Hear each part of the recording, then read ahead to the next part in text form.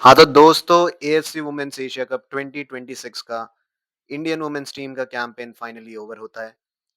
Final match day के दिन हमने 3-1 का लॉस लिया है अगेंस्ट चाइनीज ताइपे, जिन्हें हमें 2 गोल के मार्जिन से हराना था to qualify for the quarter finals, पर वो भी नहीं हो पाया। 3-1 से, बल्कि हम उनसे ही हार गए 2 गोल के मार्जिन से। अगर हम पूरे मैच के एनालिसिस के बारे में बात करें तो इस मैच में पहले के 10 मिनट में ऐसा लग रहा था कि भाई कुछ मिरेकल होने वाला है। वुमेन्स टीम बहुत अच्छा खेल रही थी, बहुत ही अच्छा परफॉर्मेंस दे रही थी अपने थ्रू। पर एक माइनर मिस्टेक संजू यादव का जो बैक पास दे देती हैं चाइनीज़ ताइपे के प्लेयर को ही, और उनकी प्लेयर वो गोल स्कोर कर देती है। 12th मिनट में हम 1-0 डाउन हो जाते हैं। वहीं से थोड़ा मोराल डाउन हो जाता है, शोल्डर ड्रॉप हो जाते हैं। चाइनीज़ ताइपे वहाँ से गेम में आना शुरू कर देता है एक तरीके से।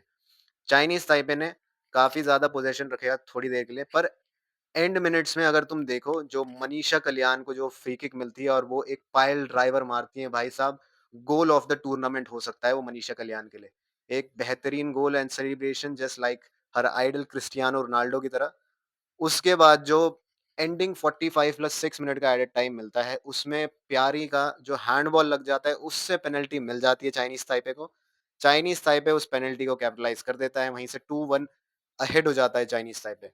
एमिलिया वाल्वर्डे सेकंड हाफ शुरू होने से पहले कुछ सब्स्टिट्यूशंस करती है इस मैच में, पर उस सब्स्टिट्यूशंस का कुछ ज़्यादा असर दिखता नहीं है। थोड़ा-सा मैच में मतलब इंडिया वापस से मोमेंटम लेता है, वापस से अटैक्स बनते हैं, काफ़ी ज़्यादा हमने पोस्ट हिट करे। एक तो मेरे को ये समझ नहीं आता कि एएफसी के कॉम्पिटिशन्स में हमारे भाई इतने पोस्ट क्यों हिट होते हैं? हमारी किस्मत इतनी खराब है, चाहे वो मेंस हो, चाहे वो वुमेन्स हो, चाहे वो जूनियर कैटेगरी हो, सब में हम पोस्ट हिट करते हैं।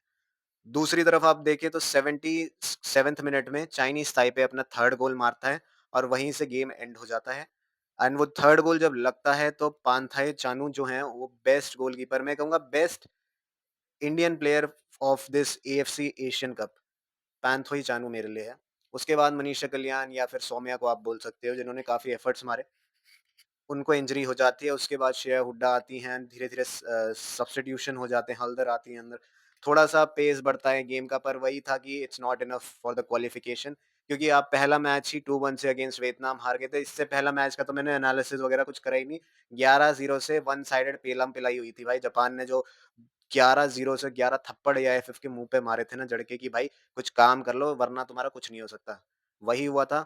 इस मैच में चांस था कि 2-0 से अगर आप जीत जाओ तो you can qualify for the AFC women's Asia Cup quarter finals, पर वही बोलूँगा मैं कि यार कुछ चीज़ें हम भाई लैक करते ही हैं, और वो हम क्योंकि हमारे कुछ ग्रास रूट्स में भी कुछ काम नहीं होता, ना हमारे पास इंफ्रास्ट्रक्चर है। फैन्स एंगेज करेंगे नहीं क्योंकि आपके रिजल्ट्स वैसे ही नहीं आते, चाहे वो जूनियर लेवल हो, मेंस लेवल हो, वुमेन्स लेवल हो, कुछ नहीं हो रहा। हमारा एआईएफएफ सो रहा है, कुछ एक्शंस अभी भी नहीं लेगा। आप इस ग्रुप में क्वालिफिकेशन देखो तो जापान तो टॉप फिनिश कर ही चुका है, सेकंड आया है चाइनीज ताइपे, थर्ड वियतनाम, और लास्ट हमने फिनिश करा है -14 के जीडी के साथ हमने फिनिश करा है इस टूर्नामेंट में, सोच सकते हैं आप। -14 का जीडी, 0 पॉइंट्स। उसके बाद आप ग्रुप बी में नज़र डालोगे, उसमें बांग्लादेश ने -11 के जीडी के साथ फिनिश करा है, 0 points. Same goes with Iran, उन्होंने भी 0 पॉइंट्स के साथ ही फिनिश करा है अपना ग्रुप। तो ये है भाई रियलिटी, सैड रियलिटी ये है कि काफ़ी सारे कुछ, मैं ऐसे नहीं बोलूँगा कि भाई क्रिटिसाइज़ कर रहा हूँ गर्ल्स को ये वो, दे प्लेड वेल। भाई सच बोलूँ तो कुछ-कुछ प्लेयर्स ने काफ़ी ज़्यादा अच्छा फाइट पुट अप करा इस टूर्नामेंट में। चाहे वो सौम्या हो, मनीषा कल्याण कुछ फेसेस में हो, पैंथॉय चानू का काफ़ी अच्छा टूर्नामेंट था, कुछ यंगस्टर्स ने अच्छा दिखाया। पर यार वो बोलते हैं ना, एक इंटेंट देखने को नहीं मिला इस टूर्नामेंट के अंदर, कि भाई जीतने की एक भूख होती है। हमारा first AFC women's Asia Cup है, कुछ मिरेकल करने के सोचना था, पर वो हो नहीं पाया। वियतनाम के अगेंस्ट वही लास्ट मिनट में कंसीड कर दिया, और 11-0 से जो जापान से हारे उसमें तो गेम ओवर हो ही गया था। मैथमेटिकली 2 गोल मारने थे, कुछ हो नहीं पाया, पर अब क्या ही बोल सकते हैं भाई। इंडियन फुटबॉल का भाई मैं लिटरली बताऊँ तो फ्यूचर मेरे को बिल्कुल अंधेरे में ही दिख रहा है। दोस्तों, हम हर मतलब 2017 से मैं भी सपोर्ट कर रहा हूँ भाई। सारे टूर्नामेंट्स देखे हैं, सारे मैचेस इंडियन फुटबॉल, चाहे मेंस हो, कुछ वुमेन्स हो, पर हर जगह हमें हार का सामना करना पड़ रहा है, क्योंकि सिस्टम इतना करप्ट है। कोई किसी को आईएसएल आप देखो साइड बाय साइड चल रहा है, कुछ उसका इतना इनपुट है नहीं। फॉरेन प्लेयर्स ही टॉप स्कोरर्स बन के बैठे हैं, इंडियन प्लेयर्स से गोल हो नहीं रहे।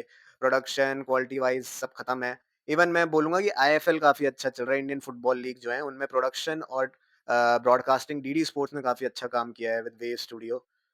ब्रिलियंट चल रहा है वो, पर क्या it's enough for our national football team. अब देखो कि 31 मार्च को तुम्हारा मेंस का मैच होगा, उसमें केरला में मैच करा दे, कोई सेंस बनता नहीं है, तो यही चलता रहेगा अगले महीने।